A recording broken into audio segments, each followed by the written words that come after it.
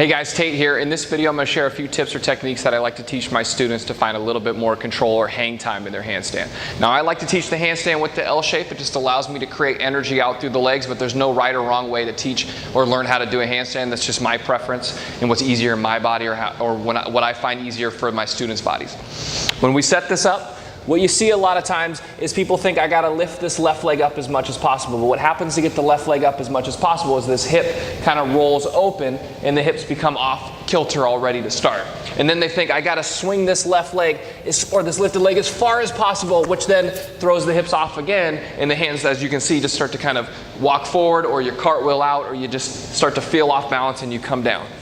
So how to set this up, what I like to think about is spinning the left inner or the lifted leg inner thigh up toward the ceiling. It brings the hips, you can see my hips square off, that brings the hips square.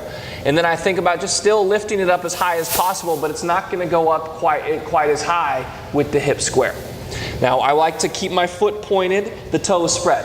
Some teachers teach with the foot flexed, energy through the heel. That's totally fine. Just in my body it works. When I have my foot pointed, I feel the energy going out through the toes. When I have my foot flexed, it just kind of hits the foot or the ankle and it just kind of stops. So for me, I like to teach it here. I like to keep this leg as straight as possible. I engage my left quad, I spread my toes to engage the shin, and I engage my left glute. And then to keep the left hip from rolling open once you start to send the leg up, is I think more I'm going to send my right hip crease up, my standing leg hip crease up, rather than just swinging this left leg or this lifted leg like a pendulum.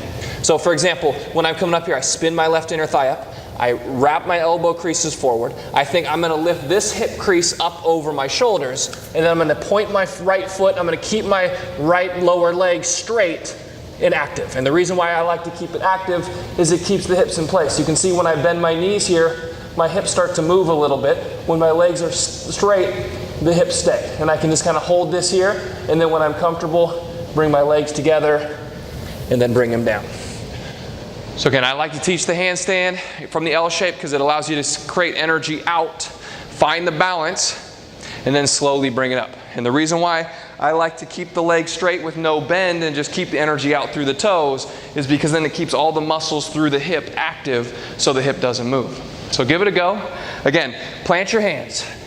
Lifted leg inner thigh spins toward the ceiling. Think about lifting your standing leg hip crease up over your shoulders.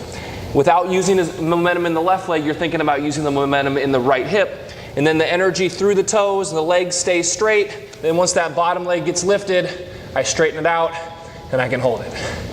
Okay? Then once you're comfortable in your L shape, work your legs together. Give it a go. Try it out. Let me know what you think. Namaste.